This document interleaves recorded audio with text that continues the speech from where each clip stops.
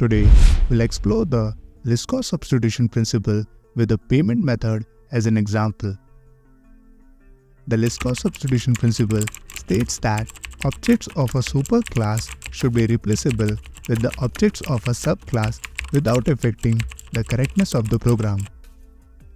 In simpler terms, if you have a class hierarchy where a subclass inherits from a base class, you should be able to use an object of the subclass anywhere you would use an object of the base class, and the program should behave as expected. Now let's dive into some Java code and see Liskov Substitution Principle in action. We will create a base class called payment method that outlines a common payment processing method. This base class defines a pay method that takes an amount as input. This might involve connecting to a payment gateway or validating information. Next, we can create subclasses like credit card payment and debit card payment that inherit this functionality but implement specific payment processing logic. For security reasons, both credit card payment and debit card payment classes keep sensitive information private. Credit card stores the card number and CVV, while debit card stores the account number and potentially a PIN.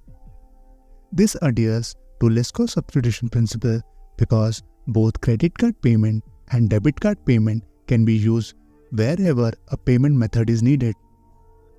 They both provide the required pay method, allowing for interchangeable use in your code.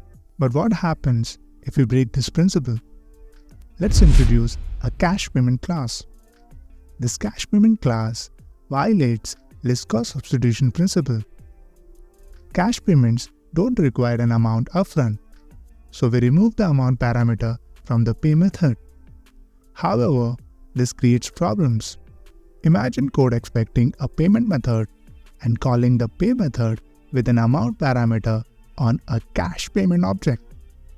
It would throw a compile time error because the required amount parameter is missing. This is where things break. You can't seamlessly replace a payment method with a cash payment due to mismatched function signatures. There are two ways to address this violation. First, new base class. We could create a separate base class like electronic payment specifically for methods requiring an amount. Credit card payment and debit card payment would inherit from electronic payment. Cash payment would remain independent as it doesn't deal with amounts. Second, optional amount. Alternatively, we could modify the payment method base class to have an optional amount parameter.